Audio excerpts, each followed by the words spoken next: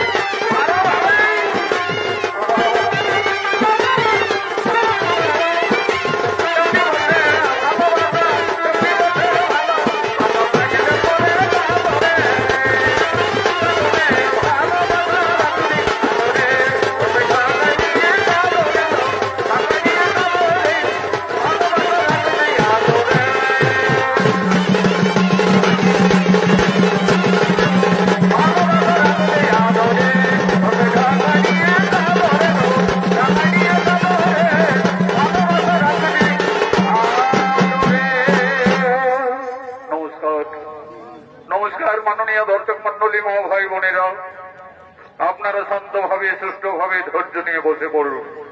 এরপর ভারতীয় জনকল্যাণ জনিত সমিতি ওস্তাদ সনৎ মাহাতো আপনাদের মহান মঞ্চে 2026 সালের নিবেদন নতুন সনিত্যমালা পরিবেশন করতে চলেছে।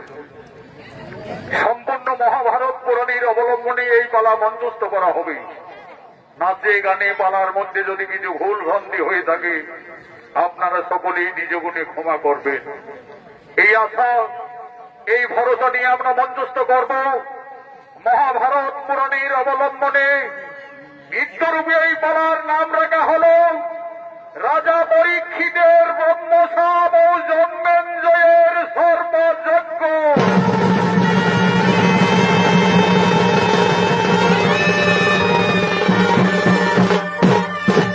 তাই সর্বপ্রথমে ঋষি সময় মৌন ধ্যানের জন্য কাননের দিকে আগমন করছে।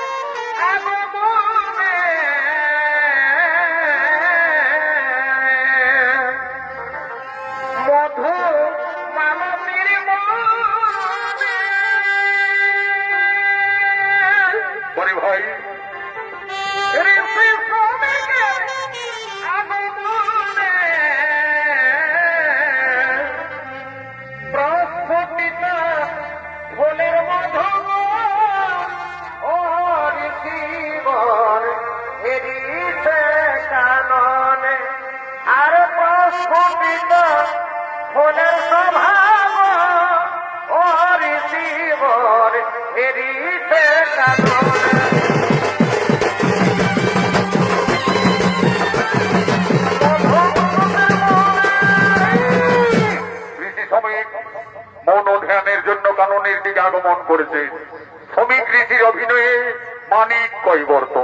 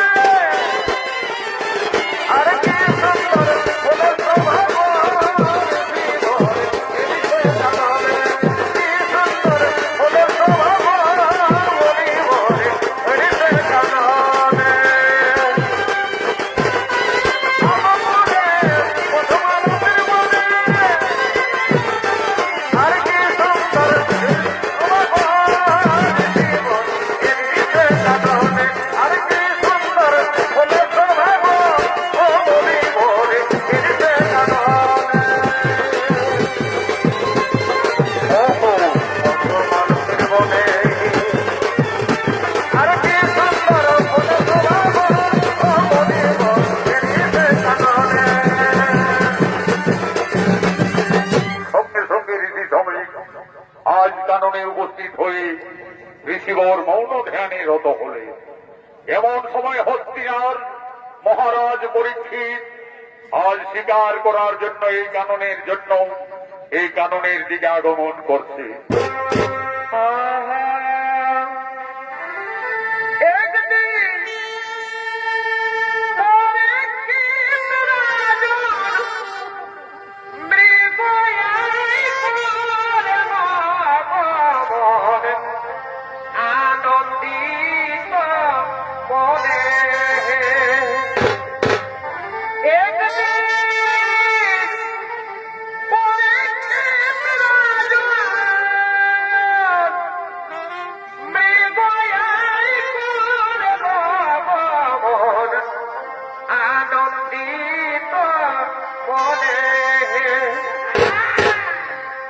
কপালে যদি লেখা থাকে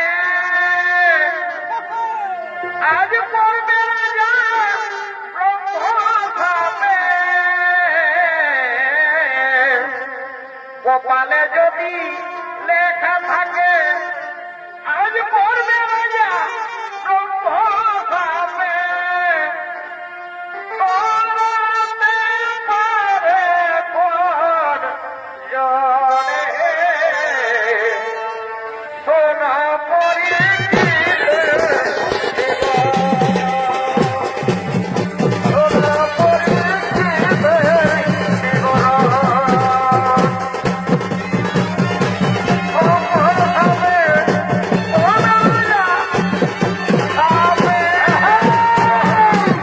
হস্তিনার মহারাজ পরীক্ষিতের অধীনে আপনাদের মহান মঞ্চে মঞ্চস্থ হয়েছেন আন্তর্জাতিক খ্যাতি সম্পন্ন স্বর্গীয় আদালত মাহাতোর প্রধান শিষ্য ওস্তাদ যুধিষ্ঠির মাহাতো।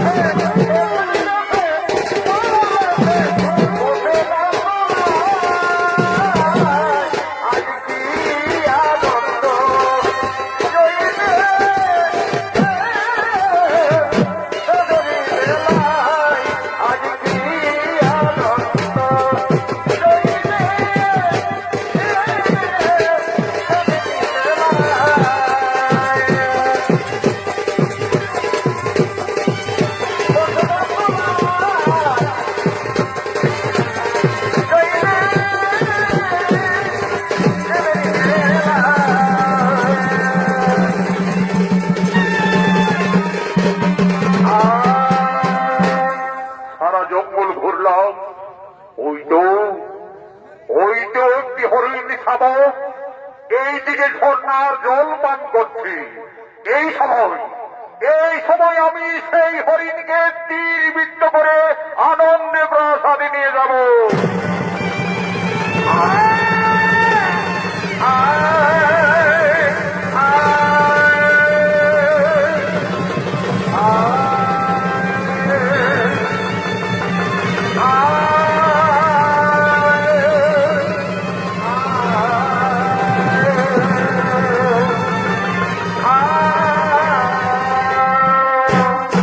আমি তীর বিদ্ধ করলাম, কিন্তু কোথায় কোথায় সেই তীর বিদ্ধ অবস্থায় হরিণ পালিয়ে গেল? না না না, সে হয়তো বেশি দূর যেতে পারবে না। ওই তো এই কারণে এক ঋষি ধ্যানে রত, সে হয়তো ঠিক বলতে পারবে।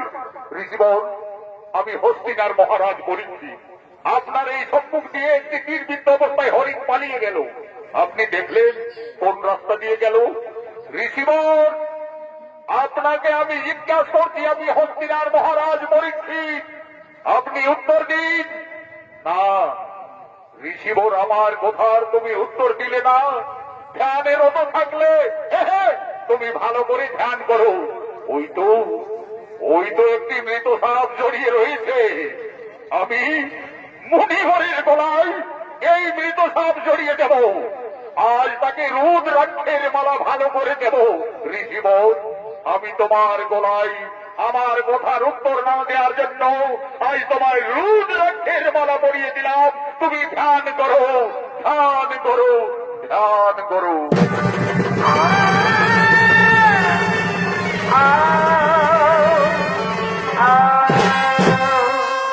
এমন সময় ঝর্ণার জল আনার জন্য সমস্ত ঋষি কন্যাগণ এই কাননের মধ্যে দিয়েই আগমন করছে। ডাকে পকিনা ওরে দিধিরায় তবে নদীতে জলানিতে যাই, নদীতে জলানিতে যাই।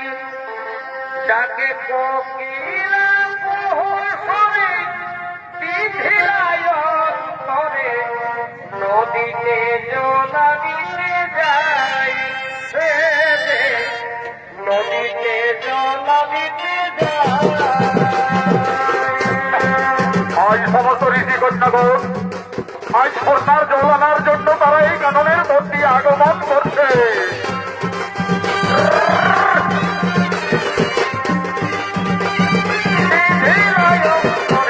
নদীতে জল দিতে যাই, নদীতে জল দিতে যাই।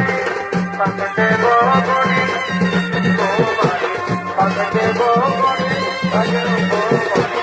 নদীতে জল দিতে যাই, নদীতে জল দিতে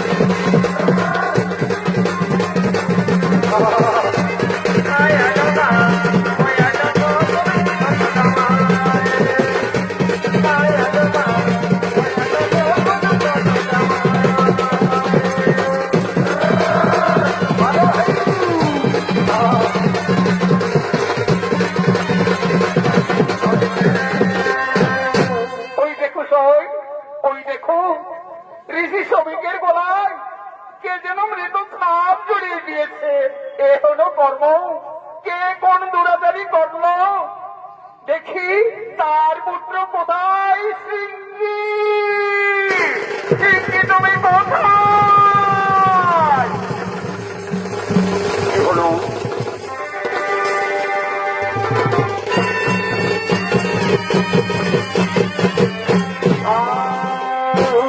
কি হলো ঋষি কন্যাগণ? কি হয়েছে?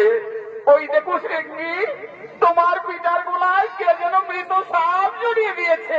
ওই দেখি। ও, এই মৃত সাপ আমার গলায়, আমার পিতার গলায় কে জড়িয়ে দিল? কোন দুরাচারী দিল? ঋষি সিংহের কাছে সে কিছুতেই রেহাই পাবে না। এই মৃত সাপ হয়তো অনেক দিন আগে মারা গেছে, কিন্তু আজ এই হেন কর্মকে করলো। যেই না করুক না কেন, সিংহী মনির কাছে রেহাই পাবে না। যেই এই অপকর্ম করেছে, সে যেই হোক, 7 দিনের মধ্যে তার তক্ষকনাগে করিবে দংশন। এ কি করিলে পুত্র? না জানিয়া না বুঝিয়া করিলে সাপান্ত। সে যে কেউ ছিল না পুত্র, সব হস্তিনার মহারাজ পরীক্ষিত। পুত্র, আপনার ব্রহ্মসাপ আপনি, তুমি ফিরিয়ে নাও পুত্র। পিতা, আপনি তো জানেন ব্রহ্মবাক্য না হবে লঙ্ঘন। তাহলে তাহলে পুত্র এখন কি হবে উপায়? কোথায় কোথায় শিষ্য তুমি গৌরব?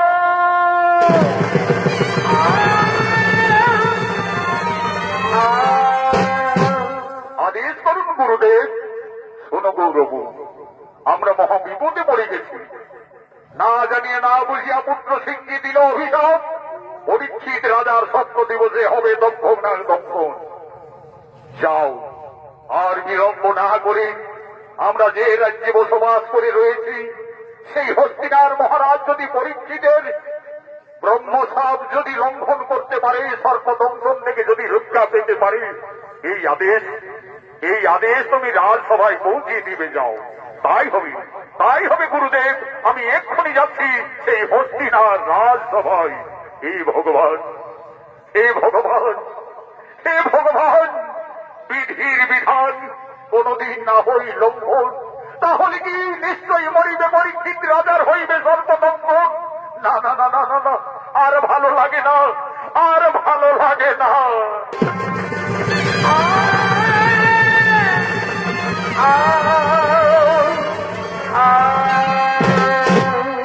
এমন সময় হস্তিনার রাজসভায় সমস্ত সেনাপতিগণ আগমন করছে।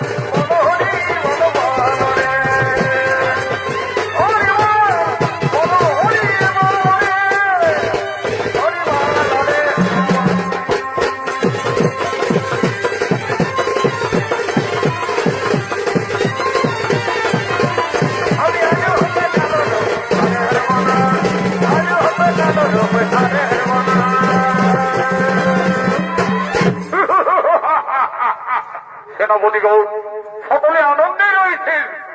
আজ যা ঘটনা ঘটলো জঙ্গলে, আমি এক হরিণ শাবককে তীরবিদ্ধ করেছিলাম।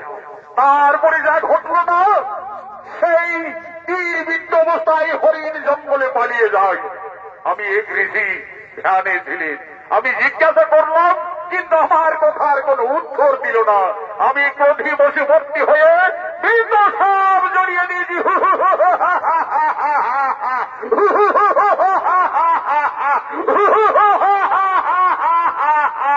মহারাজ পরীক্ষিতের জয় হোক, মরি মহারাজ পরীক্ষিতের জয় হোক।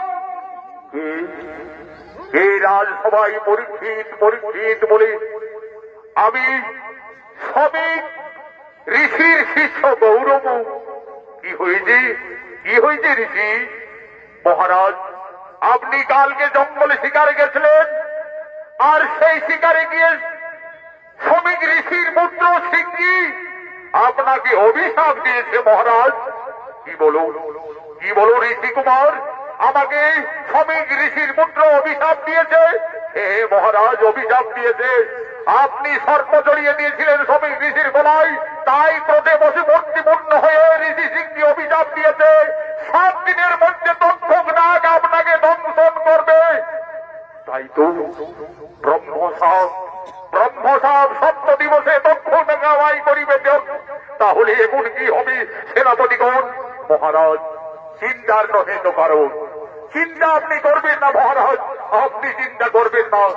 সর্বদংশন থেকে আপনাকে আমরা যে কোনো উপায়ে মুক্তি করব মহারাজ। তাহলে আর বিলম্ব না করে সেনাপতিগণ, এই আমাদের রাজ্যে সমস্ত গুণী জ্ঞানী বেধি যারা আছে তাদেরকে সকলকেই রাজবাড়িতে থাকতে বলো, আর 7 দিন না পার হলে তারা কেউ যেতে পারবে না। তাই হবে মহারাজ, আপনি এখন বিশ্রাম করুন মহারাজ। আমরা এই রাজ্যের সমস্ত গুণী জ্ঞানী সকলকে খবর দিচ্ছি, সকলেই যেন 7 দিবস এই রাজবাড়িতেই থাকে।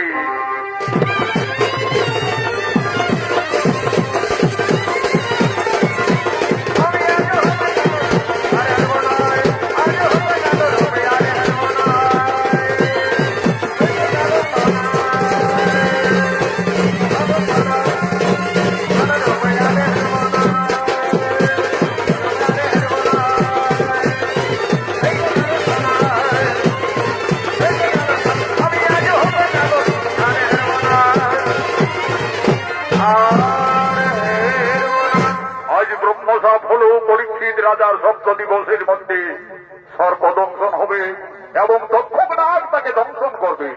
তাই ব্রহ্মসাপ পালন করার জন্য তক্ষক নাগ আজ এক বৃদ্ধার ছদ্মবেশে আজ দংশন করার জন্য রাজবাড়ির দিকে আগমন করছে।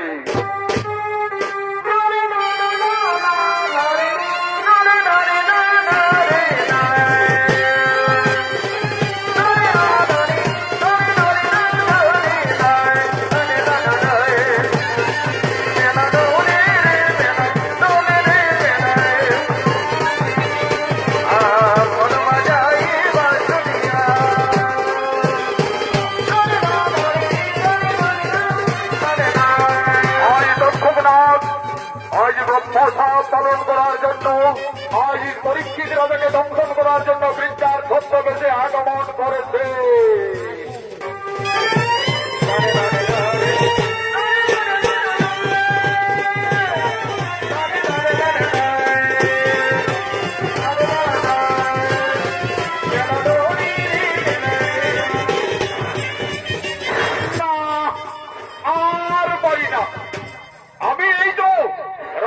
সভার সম্মুখে আমি পৌঁছে গেছি, তাহলে দেখি আমায় ছদ্মবেশ ধরে কিছুক্ষণের মতো বিশ্রাম করি, তারপরে আমি ব্রহ্মবাক্য পালন করব। এই বলে ছদ্মবেশী দক্ষনাথ হস্তিনাথ ঠিক রাজপ্রাসাদের কিছু দূরে বিশ্রাম করছেন। এমন সময় এই রাজ্যের গুণী জ্ঞানী পরীক্ষিত রাজাকে সর্বদংশন থেকে মুক্তি করার জন্য রাজবাড়ি দিকে আগমন করছে। আমরা ধরম করিতে মরিলে বাঁচাতে পারি তবে টাকা ছেড়া আমরা ধরম করি দিলাম মরিলে বাঁচাতে পারি তবে টাকা ছেড়া ভালো করে লাগ আমরা ধরম করি দিলাম মরিলে বাঁচাতে পারি তবে টাকা ভালো করে লাগ আমরা ধরম করি দিলাম মরিলে বাঁচাতে পারি তবে টাকা ছেড়া এরা হলো ওঝা কাশ্যপ এবং ওঝা ধরন্তরী। এই ধরন্তরী ও কাশ্যপের অধীনে দুই ভাই নৃত্যশিল্পী জিতেন কৈবর্ত মানিক কৈবর্ত।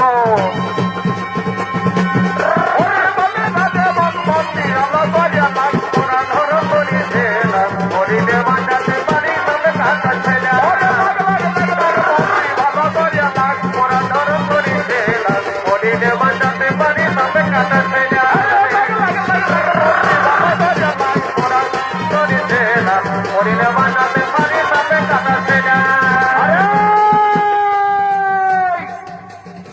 আমি হচ্ছি ওঝা ধরন্তরী, আরে আমার সঙ্গে রয়েছে ওঝা কাশ্যপ। আমরা যাচ্ছি পরীক্ষিত রাজার সর্প দংশন থেকে মুক্তি করছি। যদি কোন সাপ তাকে রাজাকে দংশন করে এক মন্ত্রে আমরা আরে কাটি কাটি চালন কাটি। কে কাটে? ওঝা ধরন্তরী কাটে। কে কাটে? ওঝা কাশ্যপ কাটে। আমরা মরিলে বাঁচাতে পারি তবে টাকা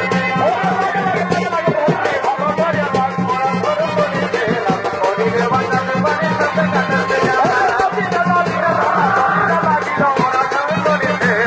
মরিলে বাঁচাতে পারি তবে টাকা মরিলে বাঁচাতে পারি তবে টাকা বড়তলা বড়তলা বা ষষ্ঠী মায়ের খেলা। দুই ভাই আমি বহিন গুণ শিখেছি একই দিনে। তুই শিখেছি কাঁদাতে, আমি শিখেছি বোধাতে। কাঁদতে হয় সীতাশ্রী রামের দোহাই, কাঁদতে হয় নরসিংহর দোহাই। মরিলে বাঁচাতে পারি তবে টাকা মরিলে বাঁচাতে পারি তবে মরিলে বাঁচাতে পারি তবে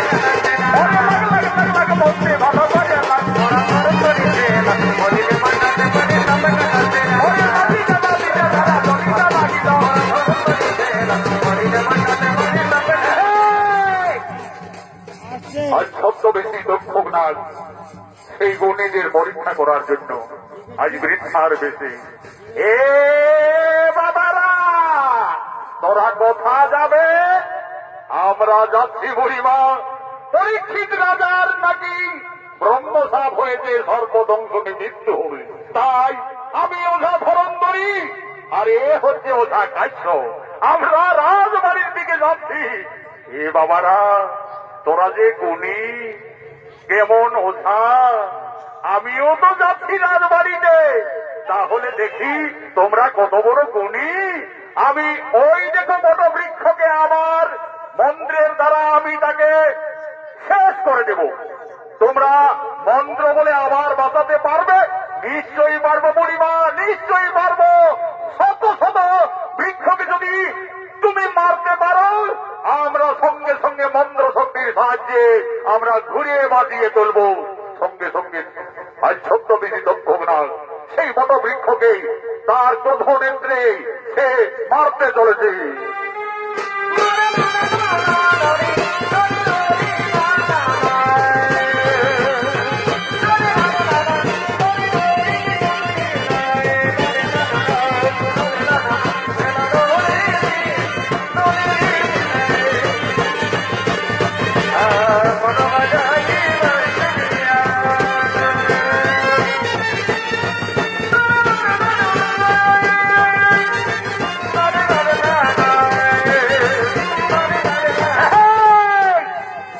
ওই দেখো বাবারা, ওই দেখো, আমি আমার মন্ত্র শক্তির সাহায্যে ওই বটবৃক্ষকে শেষ করে দিলাম। এরবারে লাউ দেখি বাবারা, তোমরা সেই গাছটিকে আবার বাঁচিয়ে দাও। ঠিক আছে, ঠিক আছে বুড়িমা। ওই মৃত বটবৃক্ষকে ওঝা ধরন্তরী এক মন্ত্রে আবার বাঁচিয়ে দেবে। দেখতে থাকো বুড়িমা। ওরে ফু! আরে ফু! একদিন গোপনেতে সত্য ভাবা সুন্দরী পলক মেলিতে সমুদ্রার মন করিল চুরি সমুদ্র তখন সে চারিদিকে চাই সম্মুখেতে অর্জুনের দেখিবারে পাই এই মন্ত্র শক্তি অন্য কিছু নয় এই মন্ত্রে পুনর্যায়ী জীবের সঞ্চার হয় ফু!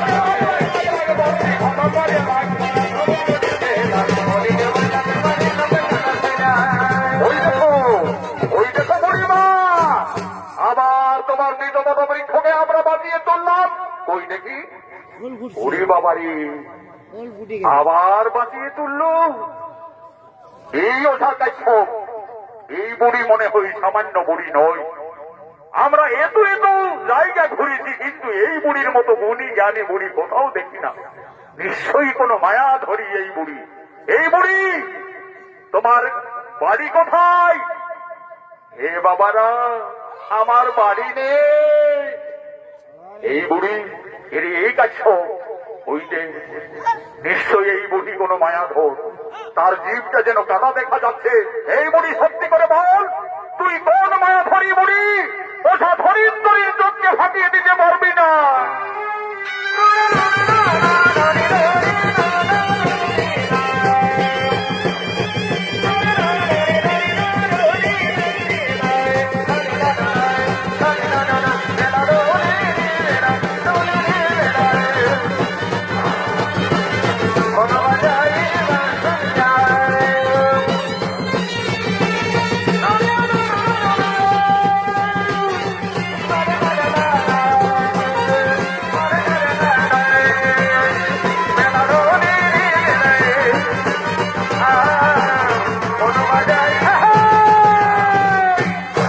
মায়াধরী নাগিনী আজ ওটা ধনেশ্বরীর চোখকে ফাঁকে দিতে পারি না সত্যি করে বল তুই কোন নাগিনী এই ওঝাগণ আমি হলাম তক্ষক নাগ ব্রহ্মবাক্য পালন করার জন্য আমি সত্য বেশে এসেছি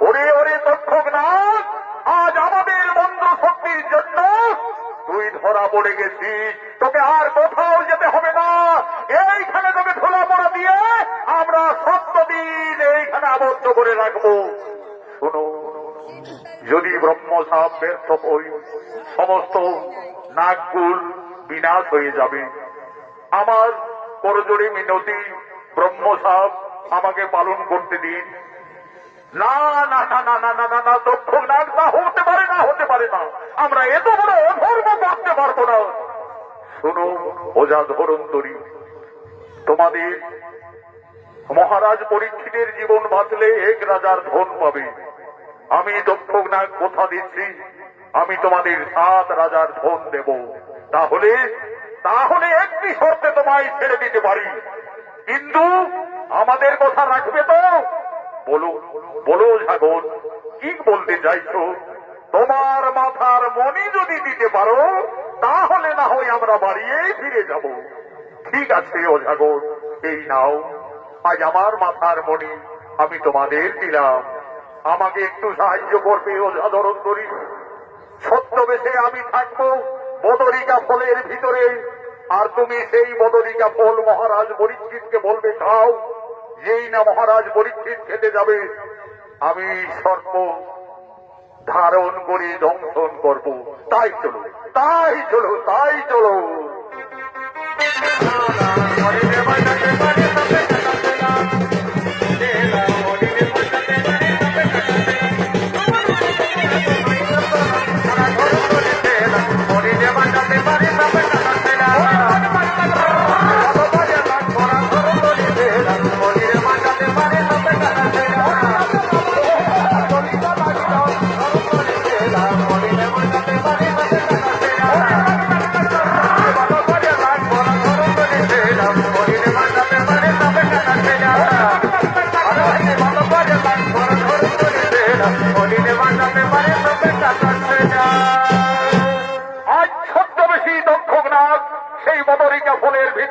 করলো এবং দংশন করার জন্য রাজবাড়ির দিকে যাচ্ছে।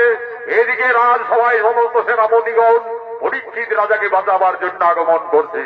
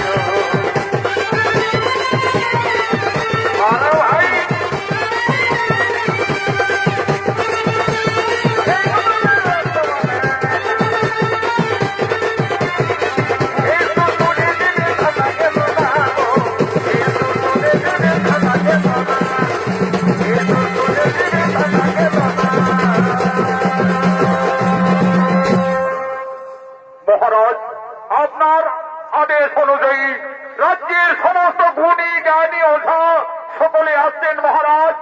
আজ 6 দিন অতিক্রান্ত হল, আর দংশনের কোনো ভয় নেই মহারাজ। আজ ছদ্মবেশী ওঝা আগমন করছে।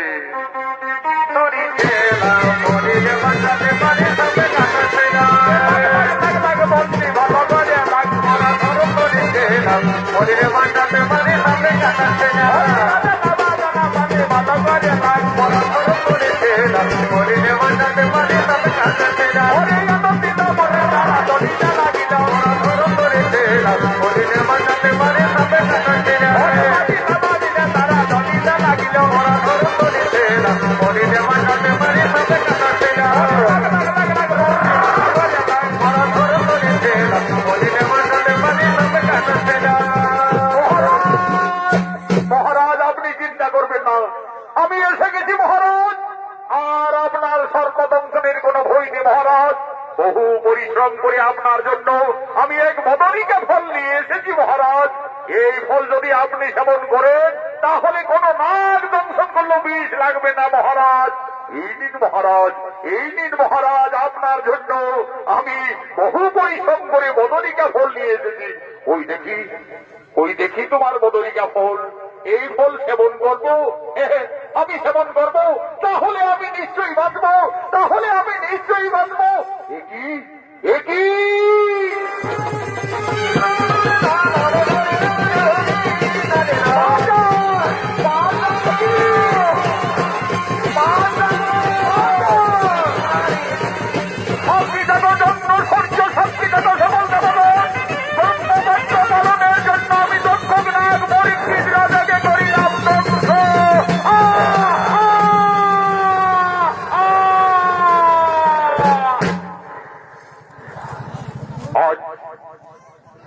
পুরাণের প্রমাণ অনুযায়ী পরীক্ষিত রাজার দক্ষক নাগ দংশন করলেন।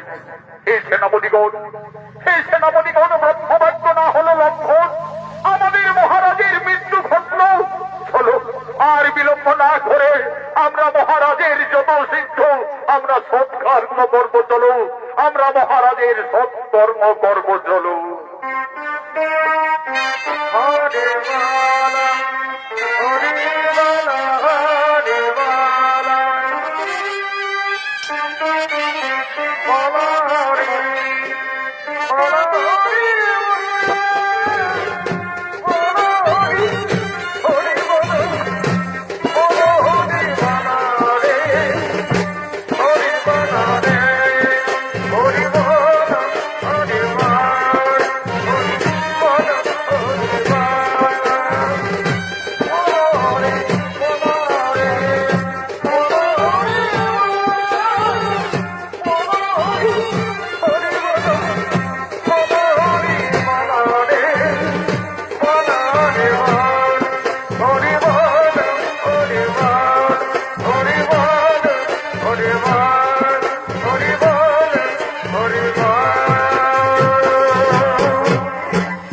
দর্শক মন্ডলী, মা ভাই বোনেরা, মহাভারতের পুরাণের প্রমাণ অনুযায়ী ব্রহ্মসাপ সত্য হল, পরীক্ষিত রাজার সর্পদংশনে মৃত্যু হল।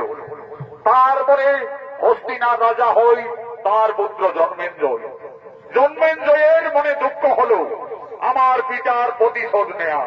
তাই আজ রাজা জন্মেঞ্জয় পিতার প্রতিশোধ নেয়ার জন্য মনে মনে স্থির করল সে সর্প কুল বিনাশ করবে, সর্প যজ্ঞ করবে।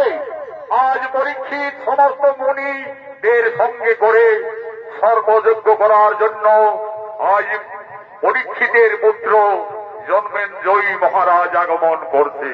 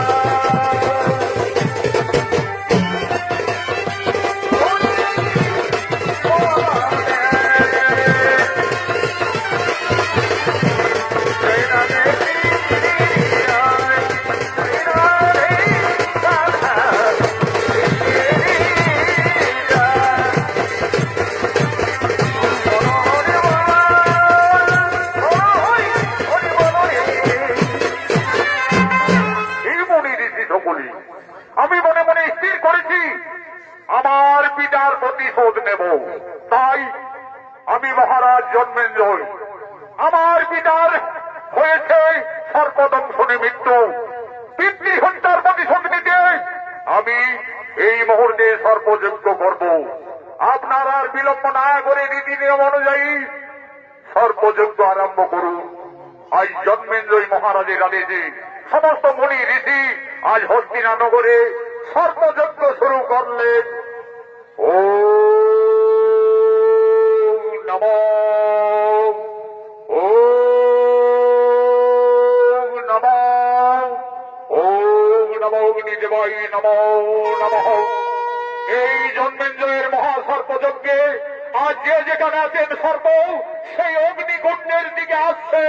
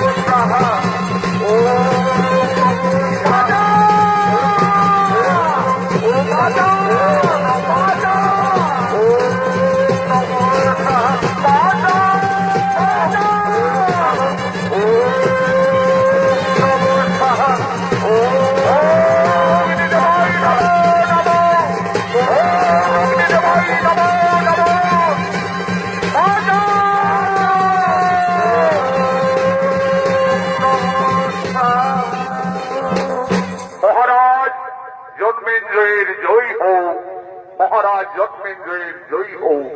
কে আপনি ঋষি? আমি জরুৎকারী পুত্র আস্তিক মণি। মহারাজ, আপনি যে এই সর্পযজ্ঞ করছেন একজন সর্পের জন্য সমস্ত সর্পকুলকে বিনাশ করছেন। এই রাজ্যে স্বয়ং রাজা ধর্মরাজ যুধিষ্ঠির ছিলেন মহারাজ। এই রাজ্যে স্বয়ং ভগবান শ্রীকৃষ্ণ ছিলেন রথের সারথি। আজ এই রাজ্যে বড্ড হিংসার রাজ্য। বন্ধ করো, বন্ধ করো মহারাজ, আপনার এই পাপ যজ্ঞ আপনি বন্ধ করো। না না ঋষিপুত্র, তুমি দান চাইবে, দান নিয়ে তোমার নিজ আলোয় ফিরে যাও। জন্মেঞ্জয় সর্পকুল না বিনাশ করলে কিছু নেই, এই যজ্ঞ থামবে না। তাহলে আপনি সংকল্প করুন রাজা, আমি যে দান চাইব আপনি আমাকে সেই দান দিবে। আমি সকল মুনি ঋষির সামনে আমি কথা দিচ্ছি, আপনি যা দান চাইবে আমি সেই দানেই দেব। তাহলে মহারাজ আমি দান চাইছি দক্ষক নাগকে। না, দক্ষক নাগ আমার পিতাকে করে দিচ্ছে দংশন, আর দক্ষক নাগকে আমি বাঁচিয়ে রাখবো না, হতে পারে না। দক্ষক বিহনে আপনি যা দান চাইবেন ঋষিবর, জন্মেঞ্জয়ী রাজা সেই দান দিতে প্রস্তুত রয়েছে। মহারাজ আপনি না সংকল্প করেছিলেন আমি যা দান চাইব সেই দানেই দিবেন। মহারাজ দক্ষক নাগকে আমি দান চাইছি, যদি না দিবে তাহলে আমি ফিরিয়ে যাচ্ছি। না না ঋষিপুত্র, ফিরে যাবেন না। আপনি যা চাইবে আমি যখন কথা দিয়েছি আমি সেই দানেই নেব। হে মুনি ঋষিগণ, এখন আমি কি করি উপায়?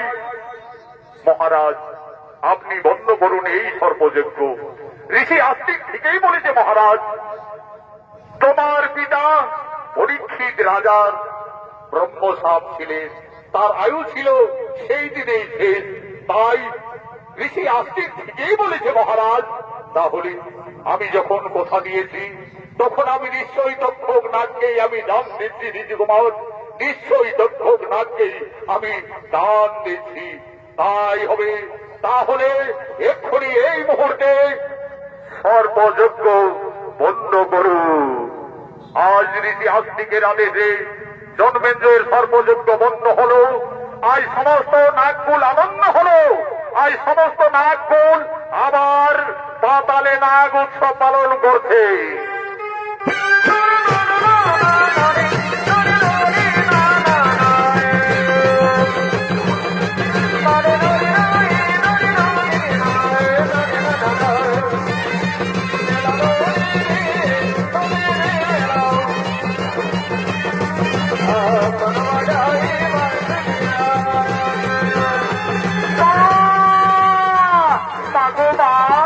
আজ আমাদের নাগকুলির আনন্দ হলো মা জননী। আজ দেবী মা মনসা আজ আনন্দ হলে আজ মা মনসা বলছেন, শুনো নাগকুল, আর কোন তোমাদের ভয় নেই। আমার পুত্র আস্তিক তোমাদের রক্ষা করেছে, তাই আস্তিক মণিককে নাগকুল থেকে আমরা বর দেব। কোথায় পুত্র আস্তিক? মা জননী, আস্তিক মণির প্রণাম নিও মা, আস্তিক মণির প্রণাম নিও। বলো বৎস, নাগকুলের থেকে তুমি যে রক্ষা করলে, আজ সমস্ত নাগগণ আশীর্বাদ করবেন, বর দিবেন। তুমি কি বর চাইছো? হে মাতা, আমার কোনো বরের প্রয়োজন নেই, আমি এই বরেই চাইছি আপনার এই নাগ যদি কোনো মানব জাতি রাত্রের অন্ধকারে আস্তিক মণির নাম নেই, তাকে যেন দংশন করে নামাও, তাকে যেন দংশন করে নাও। আজ আমরা সমস্ত